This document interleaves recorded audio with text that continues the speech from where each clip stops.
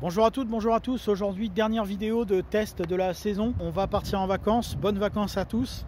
Si vous êtes déjà rentrés, dites bonnes vacances aux autres qui sont pas encore partis. Bonne rentrée à vous pour les gens qui sont rentrés. On reviendra à la rentrée avec de nouveaux contenus et du nouveau format. On va faire quelques petites évolutions sur la chaîne. Donc merci à vous d'être toujours plus nombreux, toujours plus fidèles sur la chaîne Le Garage PTS, sur YouTube, Facebook et Instagram. Donc on va pouvoir commencer à parler de ce test de cette voiture, de cette Mercedes 320 CDI de 2000 que j'ai commencé à mettre en rénovation, que j'ai pas terminé puisque j'avais besoin de la voiture, il fallait que je roule avec et du coup j'ai pas continué. Elle n'est pas tout à fait terminée, mais elle est en tout cas roulante de manière tout à fait saine, on va dire, tous les jours. La vidéo de rénovation arrivera un petit peu plus tard à la rentrée. Donc la Mercedes W210 ou S210 en fonction de la carrosserie, et donc la Mercedes milieu de gamme sortie en 1995 avec le restylage de 99, et cette voiture a une durée de vie de 7 ans puisqu'elle a été produite jusqu'en 2002. Et donc celle-ci est une 2000, donc on a affaire à déjà à une phase 2 avec une face avant qui a été très légèrement modifiée, qui n'a plus rien à voir avec l'ancienne. Esthétiquement elle est très proche, mais finalement les pièces ne sont pas les mêmes. Capot, pare-choc, phare, etc. ça a été changé.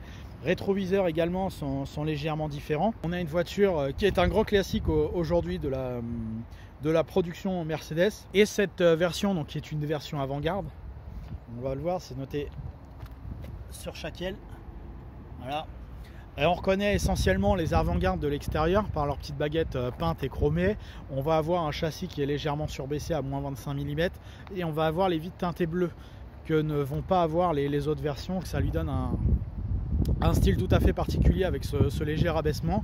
D'origine, ce ne sont pas ces jantes qui sont montées, ce sont des jantes en 16 pouces. Là, ce sont des jantes en 17 de marque, je sais pas comment on dit, Intra ou Intra, en 8,5 par 17.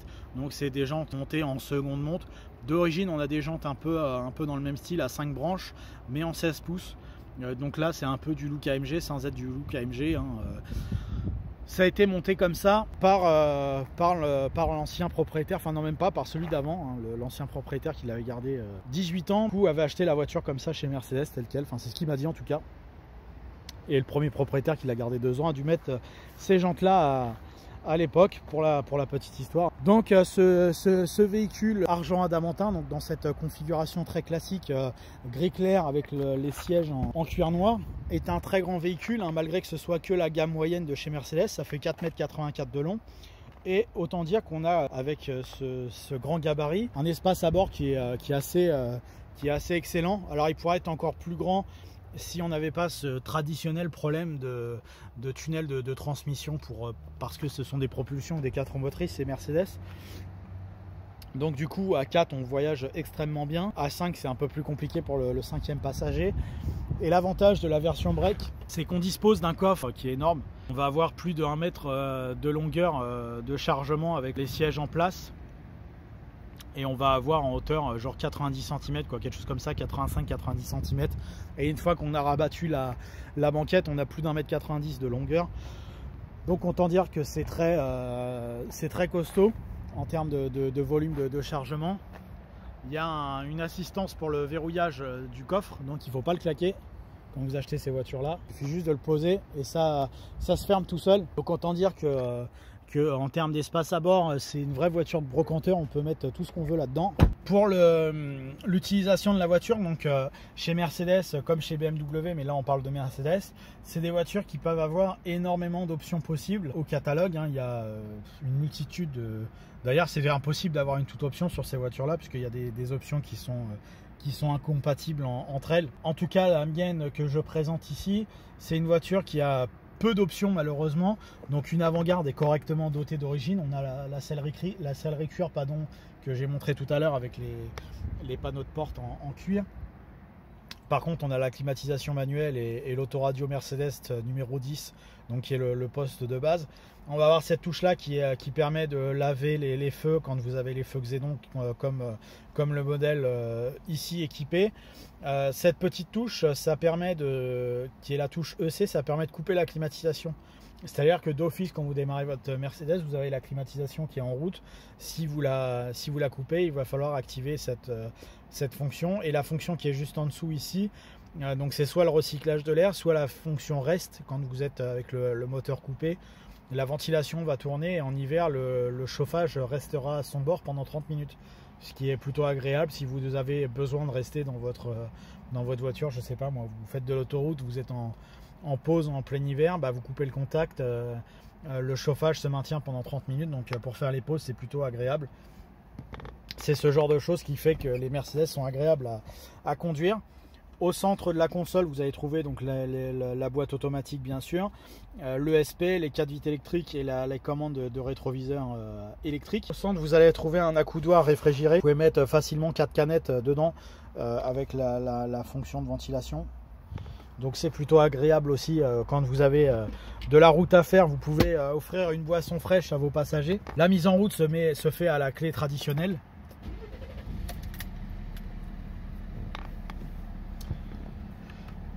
Et donc cette voiture qui a 328 000 km a un compteur très Mercedes dans son design, avec de gauche à droite température d'eau, température extérieure, jauge à carburant, compteur, ordinateur de bord et compte tour avec le passage de vitesse et la pendule. Les phares sont manuels, c'est une commande ronde, poignée de frein à main et activation du frein à main. Donc si j'appuie ici, je mets le frein à main, si j'appuie ici, je l'enlève. Voilà, c'est comme ça chez Mercedes. La commande de régulateur de vitesse est ici, quelques commandes au volant. Donc c'est un habitacle plutôt simple mais extrêmement bien construit sur ces Mercedes. Et donc pour ce qui est de la partie mécanique, donc c'est un 6 cylindres 3222 cm3, 297 chevaux accompagné d'une boîte automatique à 5 rapports. On va pouvoir aller essayer mon gros Roger, puisqu'il s'appelle Roger, mon véhicule, hein, le gros Roger. On va pouvoir aller l'essayer sur route pour se rendre compte de ses qualités dynamiques. Donc nous voici au volant de la classe E 320 CDI, une break année 2000 en finition avant-garde. Donc la première chose qu'on constate à bord de cette voiture, hein, quand on l'utilise, bah, c'est l'excellent siège. Immédiatement quand on est dedans, on sait qu'on va passer un bon voyage. Le siège est suffisamment large, suffisamment confortable. Il manque peut-être un poil de maintien, le cuir est un petit peu glissant, mais c'est pas non plus extrêmement dramatique. C'est pas des voitures faites pour faire de la course, hein. C'est des voitures qui sont là pour faire de l'autoroute, etc., dans de très bonnes conditions. Donc pour ces conditions là, je trouve le siège parfaitement dessiné. Et on a un silence de fonctionnement pour un gros diesel de 20 ans qui est quand même plutôt bon. Encore que là la voiture est froide, on entend un petit peu le moteur. Quand elle est chaude, on l'entend encore moins. Donc quand on l'accélère très légèrement comme ça, quand on n'a pas besoin de forcer comme maintenant en ville, on a un très léger bruit de moteur puisque le moteur est froid. Mais hormis ça, il n'y a pas de bruit parasite. On n'est pas obligé de monter le son de la voix pour pouvoir parler. Et une fois qu'on lâche l'accélérateur, c'est également un grand silence ces voitures. La direction qui est une direction paramétrique sur ce modèle, c'est-à-dire qu'elle est plus légère en ville que sur autoroute, est également agréable à manier. On va pouvoir essayer de voir si on peut faire la phase d'accélération.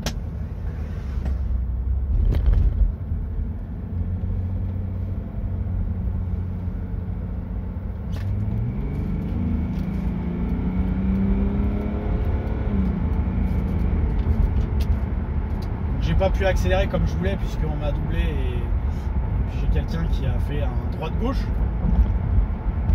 Mais l'accélération est puissante. De manière assez... Alors il n'y a pas tellement de sensations avec cette voiture, hein. Là, par contre il y a une poussée qui est assez importante. Il y a un couple moteur qui est assez important dès les plus bas régimes. Et finalement, même si elle sait faire, elle n'est pas faite pour être accélérée brusquement, ce qui est la majorité des voitures diesel. Par contre, pouvoir profiter de cette voiture grâce à son couple important des 1500 tours minute, je sais plus, je crois que c'est 42 mètres kg, des 1500 tours minute. Enfin, pouvoir profiter en tout cas de son 6 cylindres, son turbo et de ses 3 litres d'eau de cylindrée, on le fait sans avoir besoin de monter dans le compte tour et de manière tout à fait tranquille. Et c'est comme ça qu'elle préfère être maniée. J'ai fait à peu près pour le moment 2000 km au bord de cette voiture et je ressors à une consommation de 8 litres au 100, ce qui est eu égard de son gabarit, de son poids et de sa puissance, de sa cylindrée tout à fait correcte et de son âge aussi, hein, puisqu'elle a 20 ans. Alors c'est une voiture qui va essentiellement consommer si vous faites du petit parcours en ville.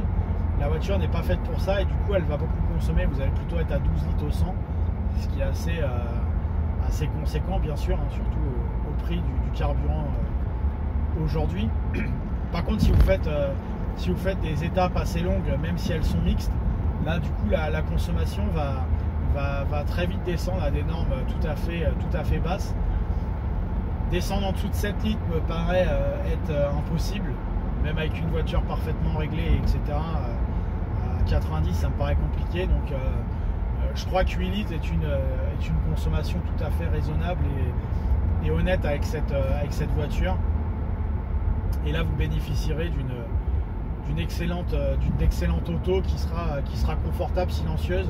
Sur autoroute, il n'y a aucun bruit, que ce soit parasite ou de bruit d'air ou de moteur, il n'y a quasiment aucun bruit. Donc on est encore vraiment dans une limousine qui ne fait pas du tout dater du point de vue de son confort. Après l'esthétique c'est autre chose, hein. C'est une affaire encore une fois de goût et du coup certains vont aimer les choses plus modernes, d'autres non. Moi je préfère ce type de tableau de bord. Après voilà,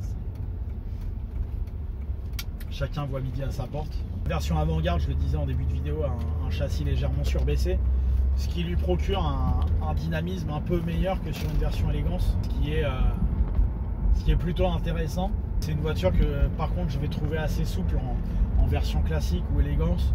Là avec ces suspensions un peu surbaissées, c'est un peu plus dynamique, c'est un peu plus agréable à conduire, ce qui fait que elle a un châssis en version avant-garde tout à fait actuel, très peu de roulis. Finalement là où elle fera le plus son âge par rapport à une voiture moderne, peut-être que c'est au niveau du freinage, puisque ça va pas être tant au niveau du confort, ni de la tenue de route, ni au niveau moteur.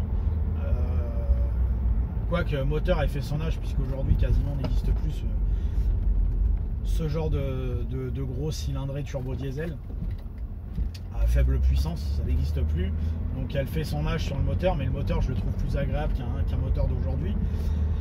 Par contre là où elle va faire vraiment son âge finalement, c'est au niveau du freinage. La commande est plutôt souple et on arrive à bien contrôler le freinage, et il peut être assez puissant mais beaucoup moins puissant qu'une voiture d'aujourd'hui. La boîte n'est pas très rapide, mais par contre de la même façon elle va passer de manière très fluide ses rapports, ce qui fait que on ne sent absolument pas le passage des vitesses, c'est très agréable. Alors ce n'est qu'une boîte 5. Aujourd'hui on a la multiplication des vitesses qui fait qu'on peut en avoir 7, 8, 9. Donc c'est qu'une boîte 5, mais par contre on sent pas du tout le passage des vitesses. Et c'est une vraie boîte automatique à un convertisseur, donc extrêmement solide et qui encaisse bien le couple. Voilà, là on est à 60 km/h compteur, il n'y a aucun bruit dans le véhicule. On peut rouler comme ça longtemps sans aucune fatigue, on peut voir le silence, c'est parfait. Le plus dur finalement aujourd'hui, ça va être de trouver ces versions break de classe E en bon état, puisqu'elles ont été très rapidement touchées par la corrosion, ces voitures. Plus vous ajoutez à ça le fait que beaucoup de personnes de mauvaises intentions mécaniques, on va dire, les ont eu entre les mains, et ce qui fait que elles ont disparu quasiment aujourd'hui. On voit quasiment plus de 210. Sur la route ça devient très dur à trouver, mais si vous avez la chance comme ici de trouver un exemplaire sain, quelle que soit la motorisation, c'est une voiture qui vous durera très très longtemps, qui vous apportera encore beaucoup de plaisir tout à fait actuel, et qui de par sa philosophie même vous donnera pas spécialement envie de rouler vite. Et donc par ce côté là elle fait encore très actuelle. bien sûr, l'espace à bord est excellent à l'avant, à l'arrière, comme je le disais. Donc finalement, c'est un véhicule qui est absolument recommandable et qui est au creux de la vague encore aujourd'hui en termes de cote. Il n'a pas atteint les sommets que peuvent atteindre les 123, les 124 en Allemagne. Ces voitures-là sont hors budget aujourd'hui. Et puis elles vont y arriver en France petit à petit. Elles sont un peu moins chères en France pour le moment. Mais en tout cas, c'est une voiture que vous pouvez utiliser tous les jours à budget restreint. Donc c'est une voiture qui est tout à fait recommandée et recommandable. Aucun problème de ce côté-là. Voilà, merci à vous d'avoir suivi ce nouvel essai, ce nouveau test sur la chaîne Le Garage PTS. Merci encore d'être toujours plus nombreux sur la chaîne. À bientôt et bonnes vacances encore une fois à tout le monde. Pour ceux qui sont déjà rentrés, bonne rentrée. Merci encore, à bientôt.